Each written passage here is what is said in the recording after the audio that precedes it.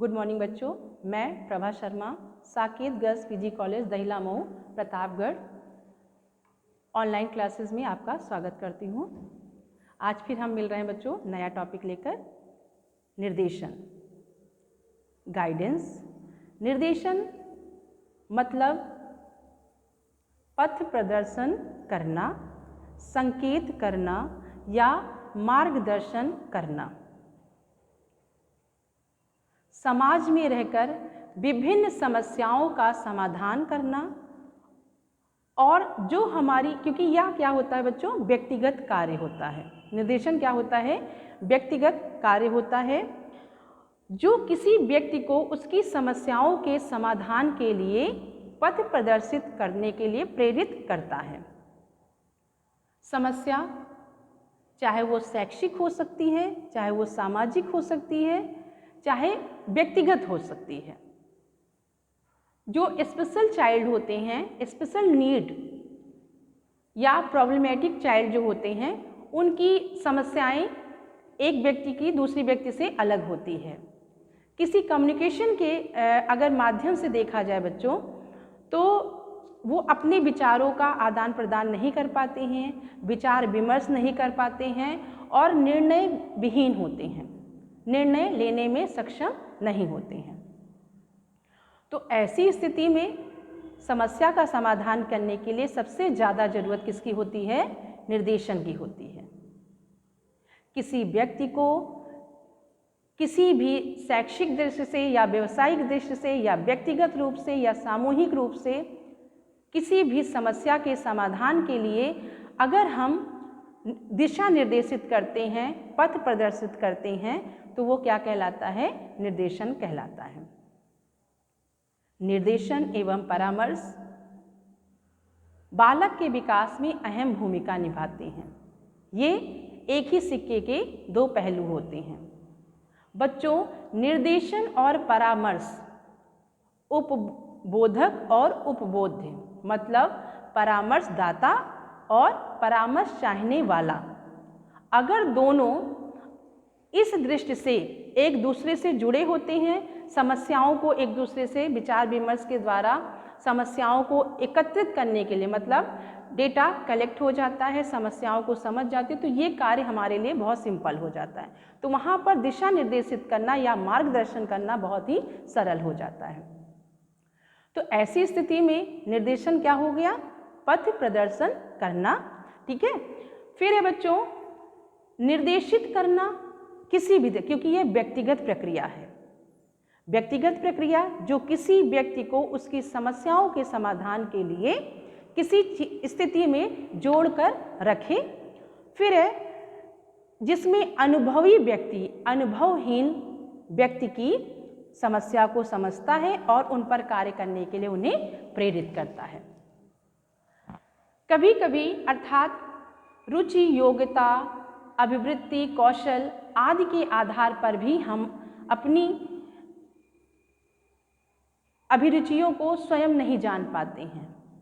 तो निर्देशन का अर्थ क्या होता है कि हम अपनी समस्या को स्वयं जानें और उसका समाधान करें और किसी उपबोधक से मिलें और अपनी समस्या का समाधान करें। अगर निर्देशन की बात की जाए तो 3 अर्थों में से समझा जा सकता है। अगर संक्षेप में समझा जाए तो शिक्षा की उप प्रक्रिया के रूप में निर्देशन जो होता है वो प्रभावी माना जाता है। अगर व्यापक अर्थ में देखा जाए तो किसी भी व्यक्ति को सेवा के रूप में दी गई सहायता क्या कहलाती है? किसी व्यक्ति को सेवा के रूप में दी गई सहायता क्या कहलाती है बच्चों? निर्देशन कहलाती है। अगर विशिष्ट अर्थ में देखा जाए तो निर्देशन एक सेवा है। निर्देशन क्या है? एक सेवा है और इस सेवा और सहायता का संगम ही क्या कहलाएगा बच्चों? निर्देशन कहलाएगा।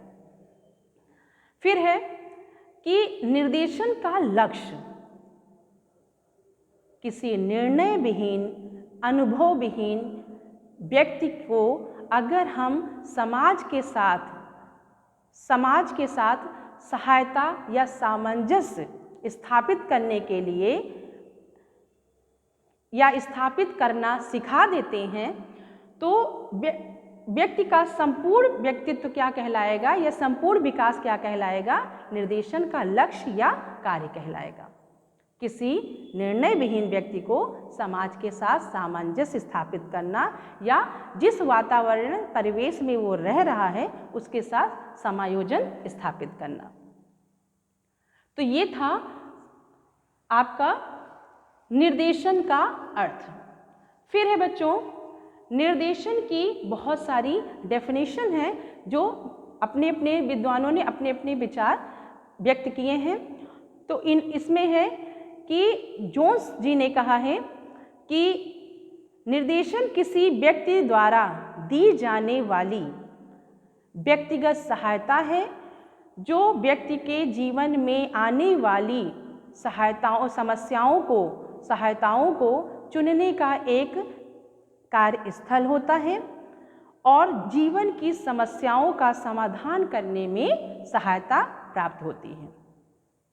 जीवन में जो भी आने वाली समस्या है उनको प्राप्त करने के लिए या उन समस्याओं के समाधान के लिए, निराकरण के लिए क्या एक सहायता जो है, सहायता का जो एक योग माना जाएगा निर्देशन के माध्यम से, वो क्या कहलाएगा बच्चों? निर्देशन कहलाएगा। फिर है बच्चों, प्रॉक्टर महोदय ने कहा है कि निर्देशन एक सेवा है। क्या है? निर्देशन एक सेवा है जो व्यक्ति को या बालक को स्कूल या उसके बाहर वातावरण के साथ समायोजन स्थापित करने में के लिए या करने में सहायता देती है या करने के लिए दी जाती है। किसने कहा? प्रॉक्टर ने कहा कि यह एक सेवा है जो व्यक्ति जिस वातावरण में रहता है और उस वातावरण में समायोजन स्थापित करने के लिए जो सेवा प्रदान की जाती है वो क्या कहलाती है? निर्देशन कहलाती है। क्योंकि बताए ना कि निर्देशन एक क्या है बच्चों? शैक्षिक प्रक्रिया है, शैक्षिक प्रक्रिया है, मानसिक प्रक्रिया है। फिर है बच्चों, निर्देशन क्लियर हो गया होगा, निर्देशन क्या है। फिर है बच्चों, निर्देशन की विशेषताएं। निर्देशन की बहुत सारी विशेषताएं हैं बच्चों। सबसे पहली विशेषता है कि निर्देशन वह प्रक्रिया है, निर्देशन वह प्रक्रिया है जो व्यक्तियों को उचित अवसर के लिए उचित समय पर उचित ढंग से सिखाई जाती है या सहायता करती है। वो क्या कहलाती है? निर्देशन कहलाती है। एक बार फिर से बताते हैं, निर्देशन वह प्रक्रिया है या क्रिया है जो उचित अवसर पर उचित समय पर उचित ढंग से दिशा निर्देशित करने के लिए या उचित ढंग से सहायता प्रदान करती है। वो क्या कहलाती है बच्चों? निर्देशन की पहली विशेषता है। फिर है बच्चों, निर्देशन व्यक्ति को अपने वातावरण के साथ समायोजित करने की एक प्रक्रिया है। निर्देशन व्यक्ति को अपने वातावरण के साथ, मतलब उचित ढंग कैसा होगा बच्चों? चाहे वो व्यवहार में हो, चाहे वो कार्य में हो, चाहे कार्यशैली में हो और चाहे आपकी मनोवृत्ति में, तो वहाँ पर उचित ढंग का प्रयोग किया जाता है। वहाँ पर हम स्वयं अपनी समस्याओं के समाधान ढूंढने का प्रयास करते हैं। फिर है बच्चों, उचित वातावरण। उचित वातावरण, उचित वातावरण क्या होगा? हम जिस वातावरण में, अभी मैंने आपको बताया कि जिस वातावरण में रहते हैं वहाँ पर सामंजस्य स्थापित करने के लिए पूरी सामंजस्य स्थापित करते हैं या समायोजित करने का जो ढंग प्रदान किया जाता है वो क्या कहलाता है? निर्देशन कहलाता है। निर्देशन की दूसरी विशेषता कहलाती है। मतलब किसी भी परिस्थितियों में सामंजस्य स्थापित करना, घबराना नहीं, डटकर सामना करना ही इसकी विशेषता है। निर्देशन व्यक्ति और समाज के लिए, भलाई के लिए और या विशिष्ट एवं सामान्य परिस्थितियों में एक सामंजस्य की भावना है।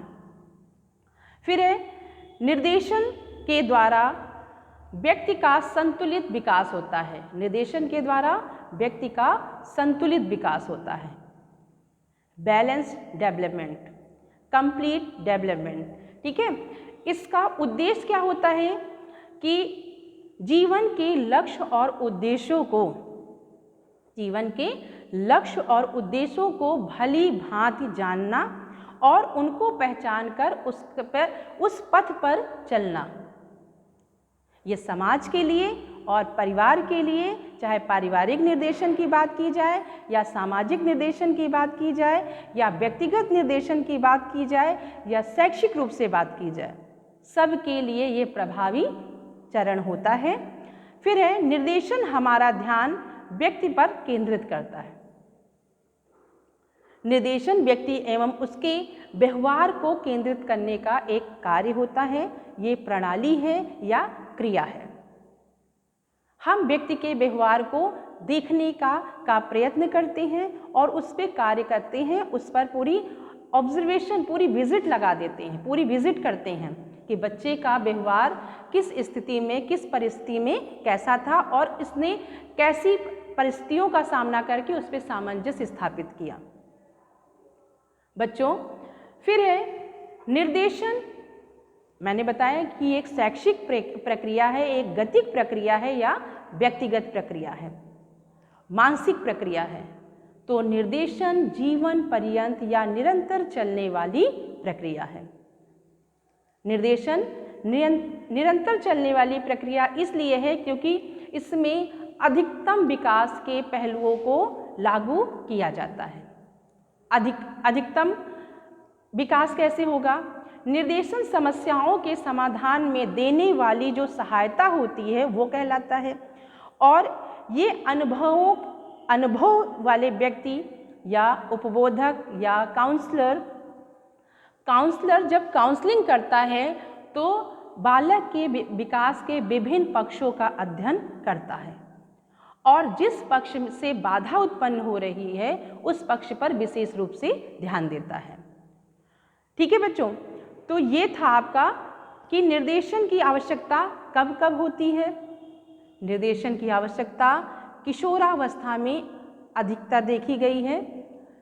किशोर या किशोरी जब किसी समस्या से अकेले जूझ रहे होते हैं, समस्या से परेशान होते हैं, उस समय वो डिसीजन नहीं ले पाते हैं, उनके अंदर निर्णय लेने की क्षमता जो होती है वो विकसित नहीं हो पाती है, वो कंफ्यूज होते हैं कि हमें क्या करना चाहिए, कितना करना चाहिए, क्या करना चाहिए, कब करना चाहिए। हमेशा विज्ञान वर्ग और कला वर्ग में अगर शैक्षिक दृष्टि से देखा जाए तो सबसे बड़ा कन्फ्यूज़न 9th क्लास से शुरू होता है बच्चों कि कला वर्ग में जाएं या विज्ञान वर्ग में जाएं।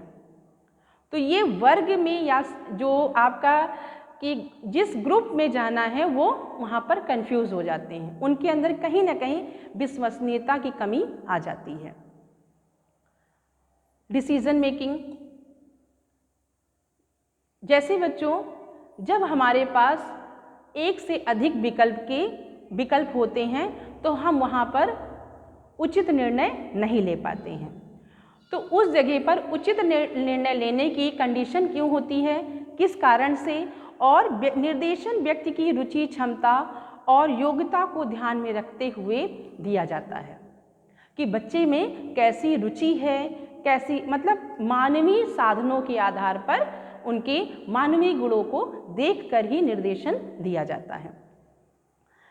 फिर निर्देशन मनुष्य को में आत्मविश्वास उत्पन्न करता है या आत्मविकास की ओर अग्रसर करता है।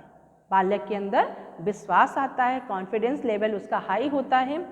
निर्देशन एक विशिष्ट प्रक्रिया है, मानसिक प्रक्रिया है, सामान्य प्रक्रिया है। तो इसका अगर विशिष्ट उद्देश्य है कि लक्ष्य तक पहुंचाना और उन लक्ष्यों तक या समाज में रहकर सामंजस्य स्थापित करना, तो वहाँ पर निर्देशन की विशेषताएं स्पष्ट हो जाती हैं।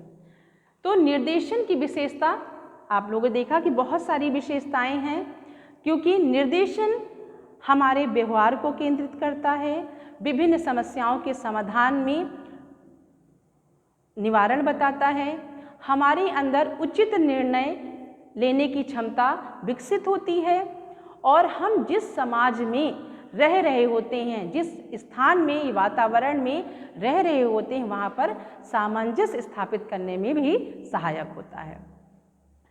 क्योंकि निर्देशन बच्चों निरंतर चलने वाली प्रक्रिया है, यहाँ पर कहीं रुकावट नहीं आती है, जिसका उद्देश्य होता है, अभी मैंने बताया आपको, कि समय पर निर्णय लेने की क्षमता विकसित करना। और वो क्षमता किसके अंदर विकसित करना? बालक में विकसित करना या व्यक्ति में विकसित करके स्वयं की सहायता का सिद्धांत लागू किया जाए। स्वयं की सहायता, जब हम अपनी समस्याओं का समाधान स्वयं कर पाएंगे, तभी हम किसी को संकेत करना, पथ प्रदर्शित करना या मार्गदर्शन करना जैसी प्रक्रिया को लागू कर सकते हैं। तो बच्चों, आज था आपका टॉपिक निर्देशन,